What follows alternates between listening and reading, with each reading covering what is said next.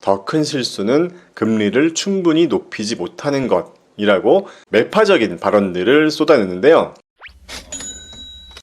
잠시 전해드릴 말씀이 있는데요. 11월 16일 목요일이죠. 저녁 8시에 무료 공개 특강을 한번 진행하려고 합니다. 제가 만든 15개의 이 템플릿을 활용해서 주식 초보분들이 좀 더 쉽게 주식 투자를 할 수 있는 그런 내용인데요. 경기 사이클에 따라서 어떻게 투자해야 하는지 제 템플릿을 활용해서 쉽게 판단하는 방법을 알려드리겠습니다. 신청 방법은 이렇게 방송 참여 링크를 드리기 위한 카톡 오픈방이 있는데요. 참여 코드를 입력하시고 입장하시면 됩니다. 이 방을 통해서만 방송 참여 링크를 드리기 때문에 이 방으로 먼저 들어오셔야 합니다.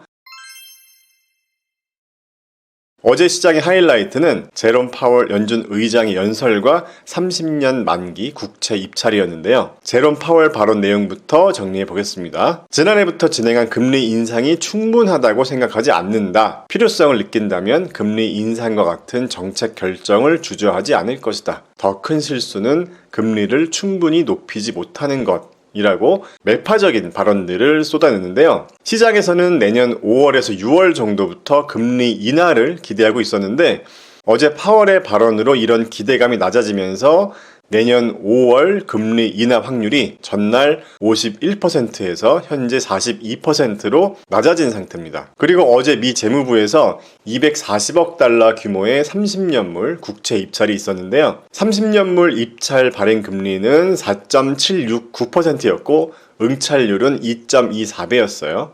이번 응찰률은 이전 2.35배나 올해 평균 2.4배보다 낮았습니다. 2년 만에 가장 낮았다고 해요. 이 의미는 쉽게 말해서 미국 정부가 4.769% 이자를 줄 테니까 돈 좀 빌려줘. 30년 뒤에 갚을게. 라고 했는데 빌려주는 사람이 생각보다 많지 않았다는 의미죠. 수요와 공급의 법칙에 따라서 국채 공급은 많아지는데 수요가 적으니까 국채 가격은 하락하고 국채 금리는 상승할 수밖에 없겠죠. 그리고 어제 연준의 대차 대조표 발표도 있었는데요. 대차 대조표 부채 항목 중에서 역레포 라는 이 잔고가 있는데 얘가 2021년 8월 이후 처음으로 1조 달러를 하회했다고 합니다. 이 역레포 잔고는 올 상반기 내내 2조 달러 이상을 유지하고 있었는데 부채 한도 협상이 타결된 이후에 계속 감소하고 있다고 합니다. 여기서 문제는 역레포 잔고가 모두 소진되면 그 다음은 지급 준비금 차례인데 연준의 양적 긴축 지속과 국채 발행량 증가는 자금 시장에 점점 더 부담이 되고 있는 상황인 거죠. 자, 역레포와 이 지급 준비금은 마무리해서 다시 한번 다루겠습니다.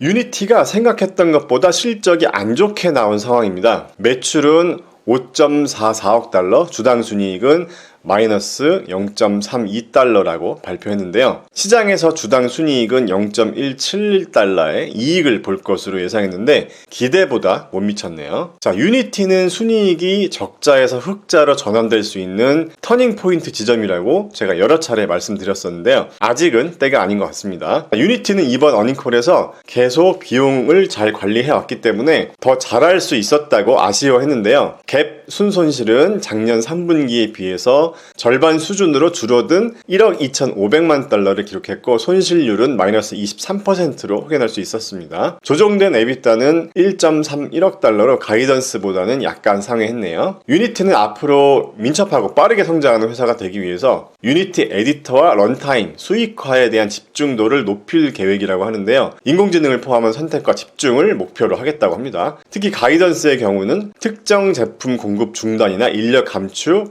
사무실 공간 축소 등의 계획을 포함해서 포트폴리오에 부합하는 비용 구조를 평가하고 있다고 하는데 이것 때문에 정확한 시기를 예측해서 가이던스를 수정할 수가 없다면서 4분기와 2023년 전체에 대한 가이던스 제공이 어렵다고 했습니다. 그리고 유니티는 존 리치텔러 CEO가 퇴임한 이후에 첫 실적을 보고한 건데요. 제임스 앤 화이트허스트가 임시 CEO로 임명이 된 상태입니다. 화이트허스트는 매출 성장을 가속화하고 수익성 지표를 개선하고 향후 현금 흐름을 창출할 수 있는 중요한 기회를 잡았다고 했는데요. 그러면서도 유니티는 현재 너무 많은 일을 하고 있고 포트폴리오 전반에 존재하는 시너지 효과를 달성하지 못하고 있기 때문에 잠재력을 최대한 발휘하지 못하고 있다고 덧붙였어요. 자, 실적 부진과 가이던스 미공개 때문일까요? 현재 시간외 주가에서 약 15%까지 빠진 걸 확인할 수가 있습니다. 자, 마무리 시간입니다. 영래포 잔고가 낮아지면 안 좋을 것 같은데 이게 뭐지? 오늘 시황에서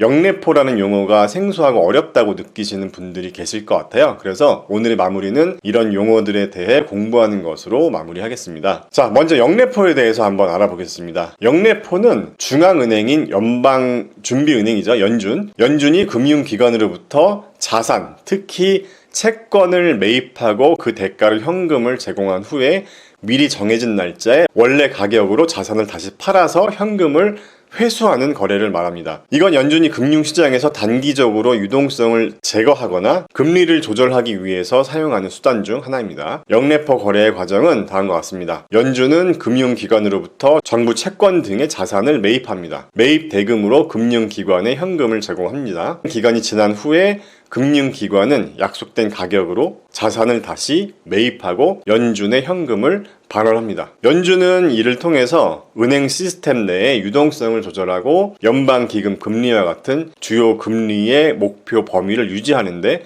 도움을 주는 거죠. 자, 연준이 영래포 거래를 활발히 할 때 시장에서는 일시적으로 현금이 줄어들게 되고 금리가 또 올라갈 수도 있고 이건 통화 정책의 일환으로 조건을 조정하는 그런 효과를 가져오는 거죠. 자, 그 다음에 지급 준비금은 뭘까요? 영래포 잔고가 모두 소진된다는 건 금융기관들이 연준과의 영래포 계약을 통해서 이미 가능한 모든 현금을 빌렸다는 걸 의미합니다. 이 상황에서 금융기관들이 추가로 현금을 필요로 할 경우에 다음으로 찾게 될 자원이 바로 지급준비금입니다. 지급준비금은 금융기관들이 중앙은행에 보유하고 있는 현금의 일부로 은행들이 일상적인 거래를 통해서 고객의 출금 요구를 충족시킬 수 있도록 하기 위해서 필요한 최소한의 금액입니다. 또 중앙은행이 금융 시스템의 안정성을 유지하기 위해서 설정한 요구 예비금으로도 작용합니다. 만약 영래포 잔고가 모두 사용되었다면 금융기관들은 자신들의 지급 준비금에 손을 대기 시작할 수 있죠. 이건 금융기관들이 단기 유동성을 확보하기 위해서 자신들이 예비 자산을 사용한다는 걸 의미하는 건데요. 이런 행동은 금융 시스템의 추가적인 긴장을 초래할 수 있습니다. 중앙은행은 이러한 상황을 피하기 위해서 통화 정책을 조정하거나 금융기관들에게 추가 유동성을 제공하는 방법을 모색할 수가 있는 거죠. 지급 준비금을 사용하는 건 일반적으로 금융기관이 마주할 수 있는 유동성 부족 상황에서 마지막 수단으로 간주되고 중앙은행은 이러한 상황이 발생하지 않도록 다양한 도구를 사용해서 시장의 유동성을 공급하려고 노력하는 거죠. 자, 여기까지입니다. 시장이 하루 올랐다고 해서 좋아할 것도 없고요.